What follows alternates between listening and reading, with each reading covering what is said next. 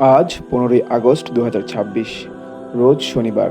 গণতন্ত্রের মাতা সাবেক তিনবারের প্রধানমন্ত্রী আপসহীন দেশনেত্রী মরহুমা বেগম খালেদা জিয়ার ৮২তম জন্মবার্ষিকী উপলক্ষে গাজীপুর মহানগর বিএনপি ও অঙ্গ সহযোগী সংগঠনের উদ্যোগে গাজীপুর মহানগর বিএনপি কার্যালয়ে মিলাদ, দোয়া ও আলোচনা সভার আয়োজন করা হয়। সকালে মাদ্রাসার শিক্ষার্থীদের নিয়ে কোরআন খতম ও দোয়া মাহফিলের মাধ্যমে দেশনেত্রীর রুহের মাগফিরাত কামনা করা হয়। উক্ত আলোচনা সভা ও দোয়া মাহফিলে উপস্থিত ছিলেন গাজীপুর মহানগর বিএনপির সভাপতি ও গাজীপুর সিটি কর্পোরেশনের প্রশাসক শওকত হোসেন সরকার, গাজীপুর জেলা বিএনপি সাবেক সিনিয়র সহসভাপতি মীর হালিমুজ্জামান ননী, সাবেক গাজীপুর মহানগর বিএনপির যুগ্ম আহ্বায়ক জনাব অ্যাডভোকেট আব্দুল সালাম সহ সকল থানা বিএনপি এবং অঙ্গ ও সহযোগী সংগঠনের নেতৃবৃন্দ। মহান আল্লাহ মরহুমা দেশনেত্রী বেগম খালেদা জিয়ার রুহের মাগফিরাত দান করুন এবং তাকে জান্নাতুল ফিরদাউস নসিব করুন, আমিন।